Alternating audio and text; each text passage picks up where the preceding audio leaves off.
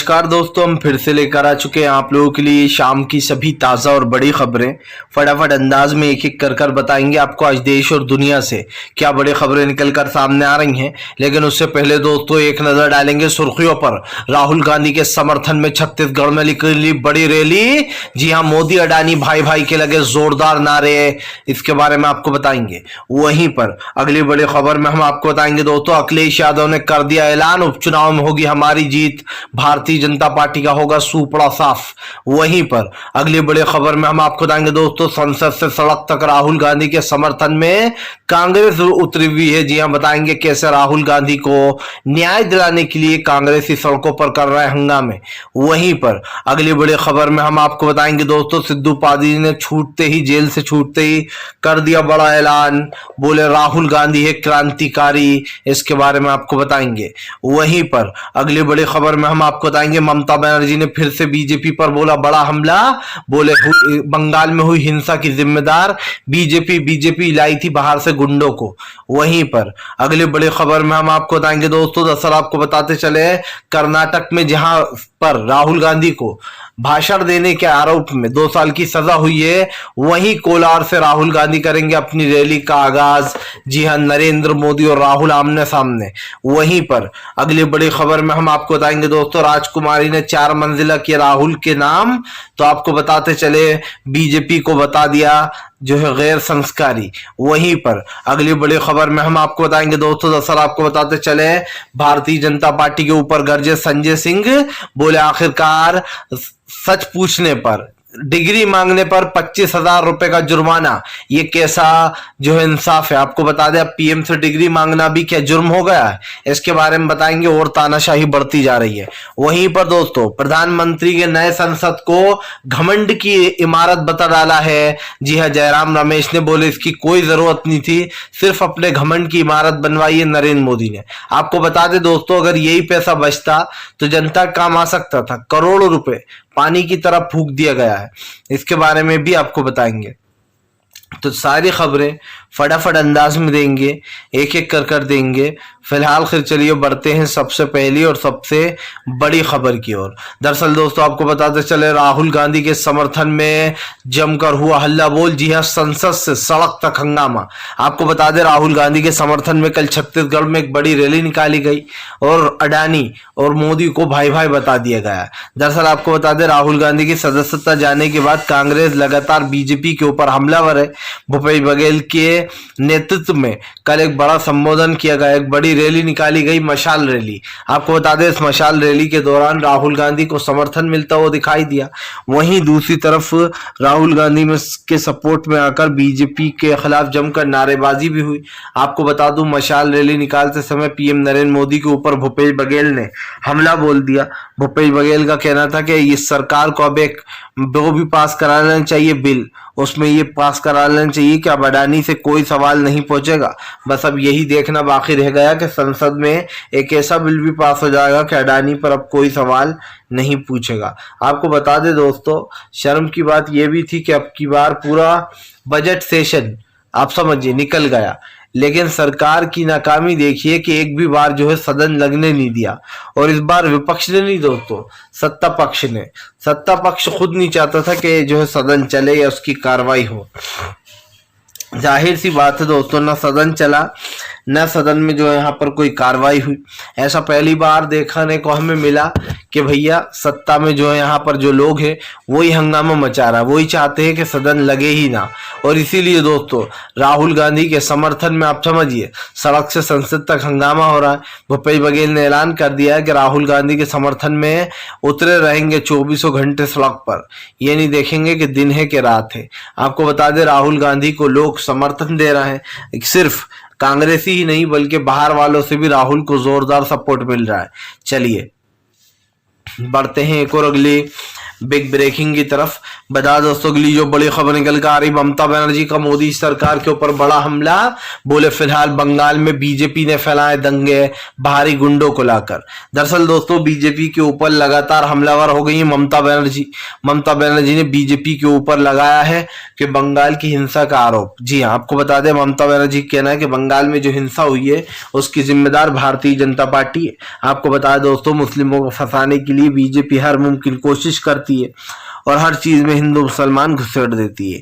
यहाँ पर भी बीजेपी यही कहना चाह रही है कि हिंदू खतरे में है। आपको बता दें ये बीजेपी का बहुत पुराना डायलॉग हो चुका है। इस पे ही टीएमसी की सांसद महुआ मोहित्रा ने चुटकी ले ली। महुआ मोहित्रा जो कि टीएमसी की सांसद है, उन्होंने चुटकी लेते हुए कहा कि बस 2024 तक अब यही चलेगा, हिंदू खतरे में है, हिंदुओं को बचाओ, मंदिर मस्जिद, बस 2024 तक बीजेपी इसी मुद्दों को भुनाएगी। है महाकाली इन लोगों को बुद्धि दे, यानी कि इन्हें अकल दे, ऐसा उन्होंने ट्वीट किया है। आपको बताते चले दोस्तों, महुआ मोहित्रा हमेशा बीजेपी को एक्सपोज करती रहती है और आए दिन बीजेपी की असलियत लोगों के सामने भी लाती रहती हैं। अब जहां एक तरफ ममता बनर्जी लगातार बीजेपी के ऊपर हमलावर है, क्योंकि आपको बता दें बीजेपी ममता से पूछ रही है बंगाल में हुई हिंसा का हिसाब। लेकिन दोस्तों सच्चाई तो ये है कि बंगाल में जो हिंसा हो रही है उसकी जिम्मेदार बीजेपी है। बीजेपी वो पार्टी है दोस्तों जो आप समझिए हिंदू मुसलमान करती है, और इसीलिए अब बंगाल में जो यहाँ पर बीजेपी के ऊपर हमलावर हो गए हैं कहीं ना कहीं। आपको बताते चले दोस्तों, बीजेपी के ऊपर हमलावर होते हुए ममता बनर्जी ने साफ कहा कि जिन लोगों ने भी ये किया उन्हें छोड़ा नहीं जाएगा। बाहरी गुंडे लाए गए थे और बाहरी गुंडे का कोई धर्म नहीं होता है। आपको बता दें ममता बनर्जी ने साफ कहा था कि मुस्लिमों का इसमें कोई हाथ नहीं है, वो लोग तो अपने उपास में यानी कि रोजों में बिजी हैं, उनके पास इतना फालतू टाइम नहीं है। चलिए बढ़ते हैं एक और अगली बिग ब्रेकिंग की तरफ। बता दोस्तों अगली जो बड़ी खबर निकल कर आ रही है, आपको बता दें राहुल गांधी के सपोर्ट में है भूपेश बघेल के बाद दोस्तों आपको बता दें मल्लिकार्जुन खड़गे भी भारतीय जनता पार्टी के ऊपर हुए हमलावर। आपको बता दें राहुल गांधी के समर्थन में मल्लिकार्जुन खड़गे ने कहा कि राहुल गांधी देश की आवाज बन चुके हैं और देश की पहली पसंद भी, इसीलिए बीजेपी राहुल गांधी को जेल भेजने की कोशिश में है। आपको बताते चले दोस्तों राहुल गांधी जेल भी चले जाएंगे, भूपेश बघेल जो है यहाँ पर सीधे सीधे मल्लिकार्जुन खड़गे ने कहा, और वो डरने वाले नहीं है। मल्लिकार्जुन खड़गे का साफ कहना है कि फिलहाल राहुल गांधी को नीचा दिखाने के लिए उनको सिर्फ दोस्तों आप समझिए ताकि राहुल गांधी को सजा दी जा सके। सवाल ये है दोस्तों कि क्या राहुल गांधी ने कोई गलत सवाल पूछा था? राहुल गांधी ने सिर्फ इतना सा पूछा था कि भैया जो पैसे लेकर भाग रहे हैं उन सबके नाम मोदी क्यों होते हैं? और दोस्तों ये कोई ऐसा सवाल तो है नहीं कि जिससे कि आपकी आस्था हिल गई है या फिर किसी के सरनेम पर राहुल ने कुछ कह डाला है। ये एक नॉर्मल सी बात थी, लेकिन इसको बड़ा मुद्दा बनाया गया। 2 साल की राहुल को सजा सुना दी गई। यही कारण है जो मल्लिकार्जुन खड़गे बीजेपी के ऊपर हमलावर हो गए। खड़गे ने साफ कहा है कि फिलहाल राहुल गांधी के सपोर्ट में हम हैंगे, और मल्लिकार्जुन खड़गे ने कहा कि राहुल जी देश की आवाज उठाने की कोशिश कर रहे हैं, उनकी आवाज दबाई जा रही है। आपको बता दें प्रधानमंत्री के ऊपर दोस्तों हमेशा ही आरोप लगते रहे हैं कि जब भी कोई पीएम के खिलाफ सच बोलने की हिमाकत करता है तो पीएम नरेंद्र मोदी उसके ऊपर ही हमलावर हो जाते हैं। मैं पूछना चाहता हूं दोस्तों कि क्या राहुल गांधी ने कोई गलत बात कर दी थी? जाहिर सी बात है राहुल गांधी नॉर्मल सी चीज पूछ रहे हैं, अगर आपके पास उस चीज का सवाल का जवाब है तो आप देइए। लेकिन मुझे ऐसा लगता है दोस्तों कि बीजेपी की जो असलियत है वो लोगों के सामने आ चुकी है कि बीजेपी कैसे दोस्तों खुद को संत बताती है और दूसरे को क्या बताती है।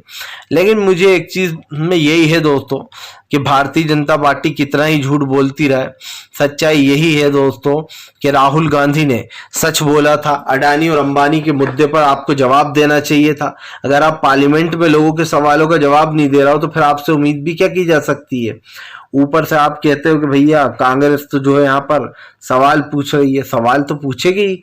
आप अगर अडानी के लिए इतना बड़ा जोखिम उठा रहा हो, देश का पैसा अडानी के ऊपर लगा रखा है, तो जनता तो सवाल पूछेगी कि भैया अडानी को इतना सपोर्ट क्यों। चलिए बढ़ते हैं एक और अगली बिग ब्रेकिंग की तरफ। बता दोस्तों अगली जो बड़ी खबर निकल कर आ रही है, अखिलेश यादव का बड़ा ऐलान, बोले 2024 में भारतीय जनता पार्टी को सत्ता से बाहर करेंगे और उपचुनाव में बीजेपी हारेगी। आपको बता दें दोस्तों बहुत जल्दी उत्तर प्रदेश में उपचुनाव होने वाला है और इसी के साथ साथ कर्नाटक के भी चुनाव होने वाले हैं। आपको बता दें उपचुनाव में अखिलेश यादव ने ऐलान किया है कि फिलहाल भारतीय जनता पार्टी के उपचुनाव में करारी हार होगी और जो है सपा ही जीतेगी। दरअसल दोस्तों आपको पता हो कि आजम खान के बेटे अब्दुल्ला आजम की सीट भी उनकी तरह आजम खान की तरह खाली हो गई है। आपको पता हो दोस्तों कि अब्दुल्ला आजम की भी विधायकी रद्द कर दी गई है। सबसे बड़ी बात ये दोस्तों जिन चीज़ों को लेकर विधायकी रद्द की जा रही है उसमें सजाएं सुनवाई जा रही हैं कि यहाँ पर भड़काऊ भाषण दिया था, 2 साल की सजा होती है आपको, आप दोषी का पाए जाते हो और इसलिए आपकी सदस्यता छीन ली जाती है। और ये सब कुछ बीजेपी के कहने पर हो रहा। आप देखिए अब्दुल्ला आजम को सजा सुना दी जाती है, उनकी सदस्यता रद्द हो जाती है। आजम खान को हेट स्पीच वाले मामले में सेम राहुल की तरह सजा सुनाई जाती है, उनकी सदस्यता रद्द हो जाती है। अब आजम खान की भी सदस्यता रद्द हो चुकी है। और आप समझिए हर जगह बीजेपी दोस्तों यही खेल कर रही है। बीजेपी को पता है कि उपचुनाव में अब जनता हमारे पास पूरी ताकत है, हम सत्ता में आ चुके हैं, कुछ भी दुरुपयोग करेंगे और अपने कैंडिडेट को जितवाएंगे। इसीलिए दोस्तों पहले आजम खान को टारगेट किया गया, फिर उनके बेटे की सीट को टारगेट किया गया और अब जो है बीजेपी धीरे धीरे कर एक एक करके सबकी सीटें ले चुकी है। ऐसे में दोस्तों साफ दिखाई दे रहा है कि सरकार की जो नीतियां है, सरकार जो करना चाह रही है उससे जनता कहीं ना कहीं नाराज है। और इसलिए भी दोस्तों क्योंकि बीजेपी के कारनामे आए दिन देखने को मिलते ही रहते हैं। भारतीय जनता पार्टी चाहे कितना ही झूठ बोले दोस्तों, लेकिन सच्चाई यही है कि उत्तर प्रदेश में कोई विकास का काम नहीं हुआ है। जनता आपको वोट क्यों देगी? अखिलेश यादव ने कहा कि उमेश पाल हत्याकांड में भी सरकार जानबूझ के हिंदू मुसलमान कर रही है। वो सच नहीं बता रही कि उमेश पाल के हत्याकांड में हुआ क्या है। आपको बताते चले दोस्तों अखिलेश की आशंका है कि सरकार झूठ बोल रही है और झूठ बोल के उसमें अतीक की फैमिली को भी फंसा रही है। और दोस्तों अब तक देखा जाए तो इनके पास कोई भी ऐसा ठोस सबूत नहीं है जिससे कि ये कह दें कि ये सब कुछ अतीक ने ही करवाया है। लेकिन बात इतनी सी नहीं है। अखिलेश यादव ने यह कहा कि उमेश पाल में जानबूझकर हिंदू मुसलमान किया जा रहा है ताकि आने वाले समय में वोटों में फायदा मिल सके। लेकिन अखिलेश ने कहा कि इस बार बीजेपी पूरे प्रशासन का भी यूज कर ले तब भी वो जीत नहीं पाएगी। आपको बता दें दोस्तों अखिलेश यादव के इस बयान के बाद सूबे की सियासत में हंगामा मच गया है। अखिलेश ने साफ कहा है कि उत्तर प्रदेश में कोई विकास का काम नहीं हुआ है।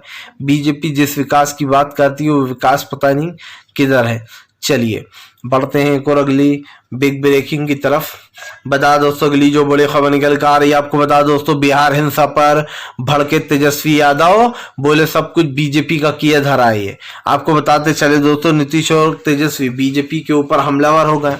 नीतीश कुमार ने कहा कि फिलहाल ऐसा पहले कभी नहीं हुआ बिहार में कि वहां पर हिंसा भड़की हो, ये जानबूझकर किसी ने किया है। आपको बताते दोस्तों आप समझिए तमाम जितने भी विपक्ष राज्य थे सिर्फ वहीं पर ये सब कुछ क्यों हुआ? पश्चिम बंगाल, बिहार, महाराष्ट्र, इन तीनों जगहों पर दोस्तों ये सब कुछ हुआ है और ये जानबूझकर कराया गया है दोस्तों, सुनियोजित तरीके से कराया गया है क्योंकि आने वाले समय में दोस्तों फिर से हिंदू मुसलमान हो सके और इसका फायदा बीजेपी को मिल सके। बीजेपी दोस्तों ये हिंसा करवा कर क्या फायदा उठाती है, ऐसा विपक्ष हमेशा आरोप लगाता है कि बीजेपी जानबूझ के लोगों के दिल में ये बात डालने की कोशिश करती है कि देखो हिंदू तो खतरे में है और इसीलिए दोस्तों आपको बता दें ये सब कुछ किया जाता है। सवाल वही दोस्तों कि भारतीय जनता पार्टी के ऊपर हमेशा ये आरोप लगते रहे कि बीजेपी एक दंगा पार्टी है, वो दंगे फैलवाती है। जब वो सत्ता में होती है तब भी दोस्तों नहीं होती है, तब इसलिए कि जो सत्ताधारी पार्टी है उनका नाम खराब हो जाए, और जब सत्ता में रहती है तब इसलिए फैलवाती है ताकि आने वाले समय में चुनाव में फायदा। और आप देखना ये हिंसा तभी भड़कती है जब बिल्कुल चुनाव की तारीखें लगभग करीब ही होती हैं ताकि दोस्तों इसका यूज किया जा सके। और सबसे बड़ी बात यह है कि बिहार की राजनीति में तो उफान तब आ गया जब खुद यहाँ पर बीजेपी के हाथ से सत्ता निकल गई बिहार की, तेजस्वी यादव नीतीश ने हाथ मिला लिया। इसका एक बड़ा रीजन ये भी था दोस्तों कि हमने एक चीज देखी कि भारतीय जनता पार्टी सच छुपाने का काम कर रही है और सच इसलिए छुपाती है दोस्तों ये भारतीय जनता पार्टी क्योंकि उसे लगता है कि अगर सच छुपा लिया जाएगा जनता खामोश रहेगी। चलिए बढ़ते हैं एक और अगली बिग ब्रेकिंग की तरफ। बता दोस्तों अगली जो बड़ी खबर निकल कर आ रही है, आपको बता दें दोस्तों, राहुल गांधी के नाम कांग्रेसियों ने कर दिया ऐलान, हम सब के घर राहुल के घर। आपको बता दें दोस्तों, कल दिल्ली की एक राजकुमारी है जिन्होंने राहुल गांधी के नाम अपना 4 मंजिला घर कर दिया। आपको बताते चले दोस्तों, इस घर को राहुल गांधी के नाम करते हुए उनकी जमकर तारीफ की। आपको बताते चलें, राजकुमारी ने कहा कि प्रधानमंत्री नरेंद्र मोदी के जो संस्कार है वो कहते हैं कि बेटी पढ़ाओ और बेटी पटाओ। आपको बता दूं, यहीं पर नहीं रुकी राजकुमारी, उनका कहना था कि फिलहाल मुझे 4 मंजिला घर जो है वो इंदिरा गांधी जी ने ही दिया था जब ये कॉलोनी बसी थी, सबको प्लाट दिए गए थे और मैंने भी उसी प्लाट पर घर बनाया था। आपको बताते चले दोस्तों, राहुल गांधी का जब से घर छीनने की बात आई है तब से कहीं ना कहीं सोशल मीडिया से लेकर तो सड़क तक हंगामा मचा हुआ है। कांग्रेस सड़कों पर उतरी हुई है और बीजेपी दोस्तों बचने का रास्ता ढूंढ रही है। बीजेपी बचने का रास्ता दोस्तों इसलिए ढूंढ रही है क्योंकि आप भी जानते हैं कि भारतीय जनता पार्टी जो है वो राहुल गांधी को सिर्फ और सिर्फ परेशान कर रही है। अगर देखा जाए तो दोस्तों ऐसे हजारों भड़काऊ भाषण होंगे जो नरेंद्र मोदी ने खुद ने दिए हैं और अभी हाल ही में भी दिए हैं, लेकिन उसके बावजूद भी उनको कोई 2 साल की सजा नहीं सुनाता है। अगर सुनाना शुरू कर दी तो शायद अब तक तो प्रधानमंत्री के ऊपर 100-200 मुकदमे होते और उनमें वो सजा भी मिल गई होती उनको, क्योंकि प्रधानमंत्री अपने हर भाषण में दोस्तों कुछ ऐसी चीज बोल जाते हैं भड़काऊ जो कहीं ना कहीं जनता के लिए खतरनाक साबित होती है। आपने भी देखा है कि बीजेपी के कारनामे क्या होते हैं और बीजेपी दोस्तों इन कारनामों से बचने की कोशिश करती है। फिलहाल दोस्तों अगर वीडियो अच्छा लगे तो यहाँ पर साफ है कि आपको समझ में आ रही है मेरी बातें, क्योंकि मैं एक चीज बता दूं आपको, प्रधानमंत्री भले ही सच छुपाएं जनता से, लेकिन दोस्तों सच्चाई यही है। आप समझिए, कांग्रेस सड़कों पर है, तानाशाही के खिलाफ नॉन स्टॉप 24 घंटे आप समझिए दोस्तों सत्याग्रह चल रहा है कांग्रेस का, और ये सत्याग्रह तब तक चलेगा दोस्तों जब तक कि नरेंद्र मोदी को सबक नहीं सिखा दिया जाता। नरेंद्र मोदी एक तानाशाह प्रधानमंत्री बन चुके हैं दोस्तों, जो ना लोगों को बोलने देते हैं ना उनकी खुली आज़ादी से जीने देते हैं। फिलहाल तो ये है कि अब प्रधानमंत्री कुछ भी करें, जनता गुस्सा में है। चलिए बढ़ते हैं एक और अगली बिग ब्रेकिंग की तरफ। बता दोस्तों अगली जो बड़ी खबर निकल कर आ रही है, आपको बताते चले दोस्तों, संजय सिंह ने बीजेपी के ऊपर साधा निशाना, बोले कौन से देश में रह रहे हैं हम, आखिरकार चल क्या रहा है। आपको बताते दोस्तों, सीएम केजरीवाल ने मांग ली पीएम नरेंद्र मोदी से डिग्री तो उन पर लगा 25,000 का जुर्माना। बस जिस दिन से 25,000 का जुर्माना लगाया, संजय सिंह हमलावर हो गए बीजेपी के ऊपर। आपको बताते चले दोस्तों, संजय सिंह ने कहा कि राहुल गांधी मोदी सरनेम पर सवाल उठाते हैं तो उनको सजा हो जाती है। अरविंद केजरीवाल मोदी जी की डिग्री मांगते हैं तो उनको जुर्माना लग जाता है। आखिरकार देश में कानून में चल क्या रहा है। आपको बताते चले, संजय सिंह ने कहा कि ये तो सरासर तानाशाही है। अगर कोई इस देश के इतने बड़े पद पर बैठे हुए प्रधानमंत्री से डिग्री मांग रहा है और उसके मन में आशंका है तो प्रधानमंत्री उस सवाल का जवाब देते क्यों नहीं है। और दोस्तों मुझे भी एक चीज तो साफ समझ में आती है कि ये लोग जानबूझकर ऐसी चीजें करते हैं ताकि जो विपक्ष दोस्तों वो डर कर सवाल पूछना बंद कर दे। भाई जाहिर सी बात है, संजय सिंह की बात गलत नहीं है कि अरविंद केजरीवाल ने जो सवाल पूछा वो लाजमी था कि प्रधानमंत्री आपकी डिग्री क्या बता दीजिए, जो भी है। लेकिन प्रधानमंत्री के पास दोस्तों बताने के लिए कुछ है नहीं। जब खुद प्रधानमंत्री ने कहा कि उन्होंने पढ़ाई नहीं की, वो स्कूल ही नहीं गया ज़्यादा, बस एक गाँव के स्कूल में जाया करते थे, जिसके बाद ही सारी सियासत शुरू हुई थी। और ये सियासत भी दोस्तों ऐसी है कि आप समझ सकते हैं। फिलहाल चलिए बढ़ते हैं एक और अगली बिग ब्रेकिंग की तरफ। बता दोस्तों अगली जो बड़ी खबर निकल कर आ रही है, आपको बताते चले दोस्तों, इस बार जो है यहाँ पर प्रधानमंत्री नरेंद्र मोदी को एक और बड़ा झटका लगता हुआ नजर आएगा, क्योंकि हम आपको बता दें कि फिलहाल आने वाले समय में नरेंद्र मोदी के खिलाफ अब राहुल गांधी वहीं से रैली करने जा रहे हैं जहां पर राहुल को बोलने की सजा मिली है। जी हाँ, आपको बता दोस्तों, कोलार से राहुल गांधी की रैली का आगाज होगा। बताया जा रहा है 9 तारीख के दिन राहुल गांधी रैली को संबोधित करेंगे और ये वही जगह है दोस्तों जहां पर खड़े होकर राहुल गांधी ने मोदी सरनेम पर बड़ी बात बोल दी थी, जहां पर उन्होंने कहा था कि फिलहाल सारे मोदी सरनेम वाले ही पैसे लेकर, क्यों भाग जाते हैं।